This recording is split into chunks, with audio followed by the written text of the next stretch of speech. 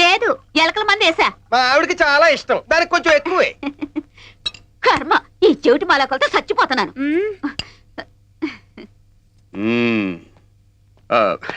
నమస్కారం అండి. రా బాబు రా, కూర్చో. సరిగ్గా టిఫిన్ టైంకి వచ్చాడు, రేపటి నుంచి భోజనం టైంకి వస్తాడు. బ్యాచిలర్స్ తో ఇదే గొడవ. బాబాయ్, మీతో ఒక విషయం మాట్లాడాలి. ఏమండి, అబ్బాయి మొహమాట పడుతున్నట్టున్నాడు. ఇంకో ఇడ్లీ కావాలంటా వెయ్యండి. పెళ్లిడికి వచ్చిన కూతుర్ని ఇంట్లో పెట్టుకుని అల్లం చట్నీలో బెల్లం కలుపుకుని తింటే ఎలా? సంబంధాలు చూడరా? అవును, ఎన్ని గ్రైండర్లు ఉన్నా అవన్నీ వేస్ట్. రోటి పచ్చడి రుచి వాటికి రాదు.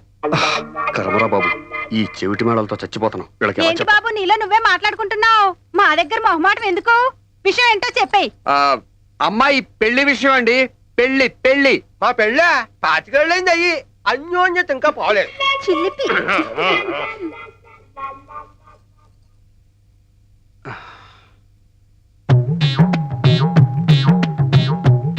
అర్థమైంది, నువ్వు పెళ్లి చేసుకోబోతున్నావు. చాలా సంతోషం.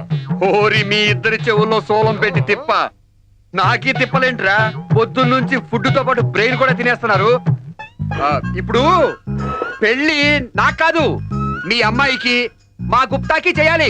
ఏంటి, నీ పెళ్లి మేము దగ్గరండి జరిపించాలా? దానికి ఇంత మొహమాటం ఎందుకు బాబు? కట్నం 10 లక్షలు కావాలట. నాయనో, ఆ బ్రహ్మదేవుడు ఇద్దరు చెవులో శేషం పోసి పూజ చేసినట్టున్నాడు. మొహమాట పడకు బాబు, ఇంకా ఏమన్నా ఉంటే అడుగు. ఏమిటి ఆలోచిస్తున్నావు? ఇప్పుడు మీ ఇద్దరు గొంతు పిసికి మిమ్మల్ని పోడ్చాలా కాల్చాలా అని ఆలోచిస్తున్నాను. ఇష్టం అయితే అదే చెయ్యి. ఉంగరాలు మార్చుకుంటే ఏమిటి, తాళి కడితే ఏమిటి, ఏదైనా పెళ్ళే. ఇదిగో నువ్వేం టెన్షన్ పడకు, ముందు అలాగే ఉంటుంది, తర్వాత అలవాటు పడిపోతావు. మా ఇద్దరిని చూడు.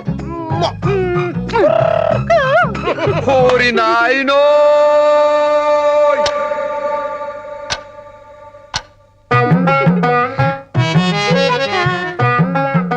పిచ్చికో.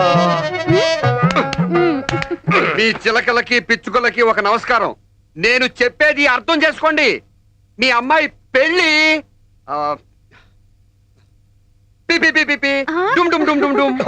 అసాధ్యం కోలా.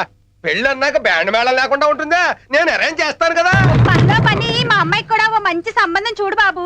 ఆ మంగళవాద్యాలు మా చెవుల్లో మారుమోగుతుంటే వినాలని ఆశగా ఉంది. ఇక నా వల్ల కాదు. మిమ్మల్ని ముక్కలు ముక్కలుగా నరికి సలసలా కాగి నూనెలో వేయించాలి. పైకి రండి చెప్తా.